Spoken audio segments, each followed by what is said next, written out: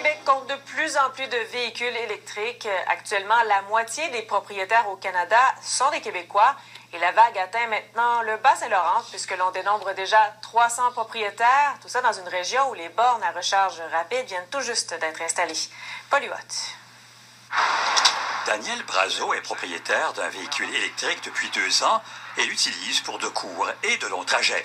J'ai toujours eu la fibre écologique. Puis bon, recyclage, compostage, etc. Et là, je pense que la suite logique, c'était l'achat du véhicule électrique. Jean-Louis Pelletier, son fils Bernard et son frère Henri, âgés de 82 ans, ont également fait le même choix. Comme enregistrement au bureau des véhicules à la SAC à Rivière-du-Loup, j'étais le premier à avoir une plaque verte pour identifier un véhicule électrique. Dans 82 ans, on peut se permettre des petits plaisirs un peu.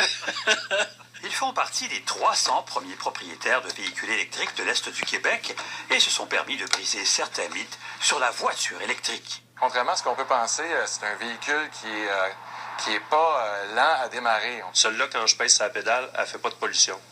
Et même si ces véhicules sont plus chers à l'achat, la subvention de 8 000 $ que verse Québec réduit la facture. Et il en coûte en moyenne seulement de 300 à 400 $ par année en électricité pour rouler, sans compter qu'elle nécessite très peu d'entretien. Ils font de maintenance dessus, ils vont la rechercher, ça me coûte 50 pièces à peu près. That's it, t'as pas de mofleur, t'as rien, là. J'ai aucun entretien à faire avec ça. Là. Quant aux bornes électriques, on en retrouve maintenant plus de 1000 dans tout le Québec. D'ailleurs, une toute nouvelle génération de bornes plus puissantes réduit maintenant de beaucoup la durée de recharge de la pile du véhicule. On peut dire là, qu'on est capable maintenant de faire Montréal-Gaspé avec des bornes rapides là, qui rechargent 80% de la recharge en 20 minutes, 20-25 minutes. Bref, ces propriétaires de voitures électriques sont si enthousiastes qu'au cours de l'été dernier, ils ont exposé leurs voitures et ont offert au public de faire des essais routiers. Une initiative qui a connu beaucoup de succès.